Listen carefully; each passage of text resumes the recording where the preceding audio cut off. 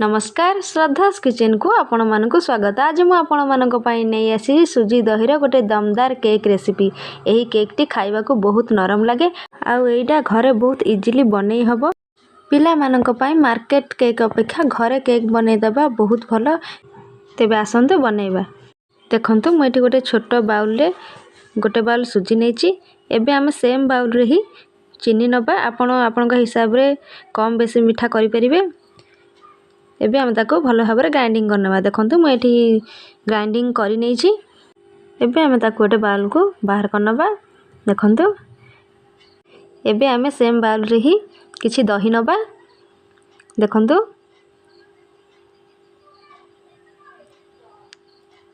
एबे हम एथिरे किछि क्षीर को ऐड करिबा। क्षीर टिके मु प्रथम रु फुटै नैची। देखंतु एबे हम ताको भलो भाबरे टिके गोळै नबा। इठी आमे क्षीर को गरम नबानी कि दही की बेसी ठंडा नबानी। रूम टेम्परेचर हिसाब रे ही नॉर्मल टेम्परेचर ही नबा। देखंतु एबे हम ताको भलो भाबरे मु मिक्सिंग कर नैची। एबे आमे सेथरे किछि तेल दबा।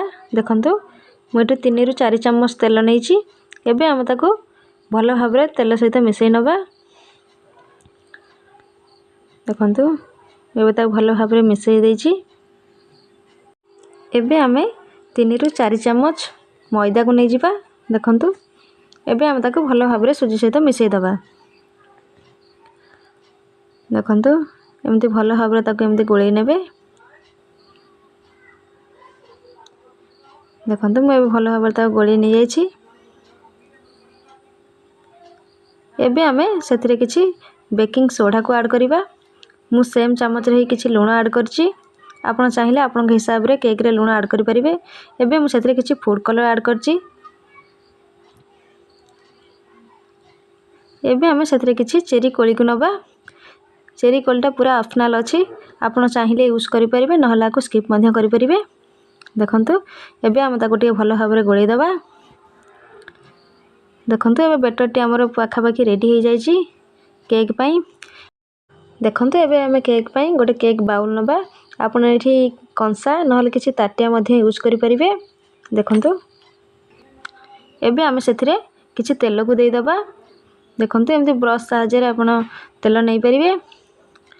एबे तार चारिपट जाक हमें एमती ब्रश साहाय्य रे तेल लगै दबा जेमति कि हमर केक टा भलो भाबरे उठी जिवो बाहरी आसीबो। देखंतु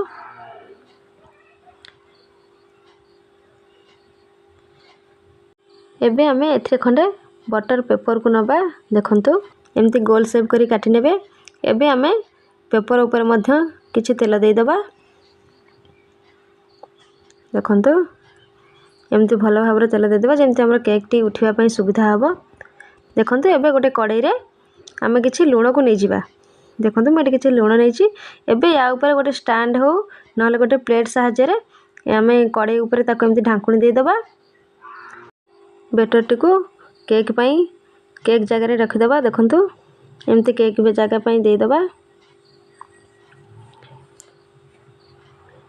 केक बाउल को टिके तले बाड़े नबा। हमर जदी किछि तले एयर हो जाइथिबो ताहले हमर सेटा फिल अप हो जिवो। देखंतु एबे हमें ए प्लेट ऊपर केक स्टैंड को रखि दबा। देखंतु एबे मु ता ऊपर किछि भजा खसा नैछि। मु एठी चोपा जटा खसा को नैछि। आपण चाहिले आपण के हिसाब रे आपण डेकोरेशन करि परिबे।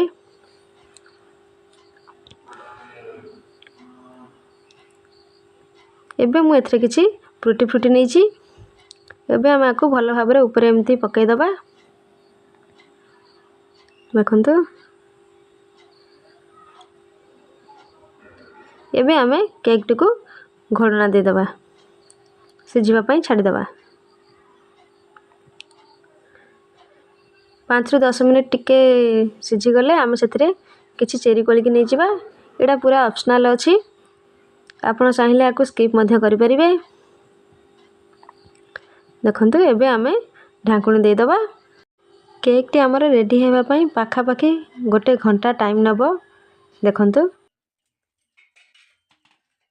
मोर एठी गोटे घंटा हे जायछि। देखंतु मोर एठी छुरी साहाय्य रे ताको चेक कर नबा। देखंतु मोर छुरी टी पूरा क्लीन भाबरे बाहरी आछि। हमर एबे केक टी पूरा हे जायछि। देखंतु मैं एबे ताको बाहर करि आनली। एबे हम ताको छुरी साहाय्य रे ता चारि पट को एमती बाहर कर नबा। ଦେଖନ୍ତୁ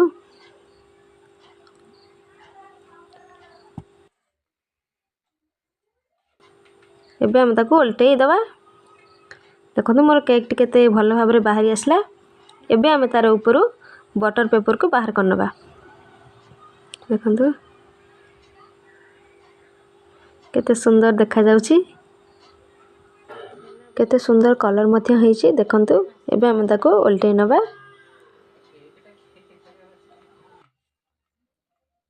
ଦେଖନ୍ତୁ କେକ୍ଟି ଆମର କେତେ ସୁନ୍ଦର ହେଇଛି, କେତେ ସୁନ୍ଦର ଦେଖାଯାଉଛି। ଦେଖନ୍ତୁ ମୁଁ ଏଇଟା ଆପଣଙ୍କୁ କାଟିକି ମଧ୍ୟ ଦେଖେଇଦେବି। କେକ୍ଟା ଆମର କେତେ ସ୍ମୁଥ୍ ବା କେତେ ନରମ ହେଇଛି। ଦେଖନ୍ତୁ ଏଇଟା ଆପଣ ଦେଖିକି ଜାଣିପାରୁଥିବେ କେତେ ସ୍ମୁଥ୍ ହେଇଛି, ପାଟିରେ ପୁରା ମିଳେଇଯିବ। ଏଇଟା ଖାଇବାକୁ ମଧ୍ୟ ପାଟିକି ବହୁତ ଟେଷ୍ଟି ଲାଗିବ। ଘରେ ନିହାତି ଭାବରେ ପିଲାମାନଙ୍କ ପାଇଁ ଏହି ରେସିପିରେ କେକ୍ ଟ୍ରାଏ କରନ୍ତୁ। ଭିଡ଼ିଓଟି ଭଲ ଲାଗିଥିଲେ ମୋ ଚ୍ୟାନେଲକୁ ଲାଇକ୍, ସବସ୍କ୍ରାଇବ୍ ଆଉ ସେୟାର କରନ୍ତୁ। ମୁଁ ପୁଣି ଆସିବି ଆଉ ଏକ ନୂଆ ରେସିପି ସହିତ। ରହିଲି, ନମସ୍କାର।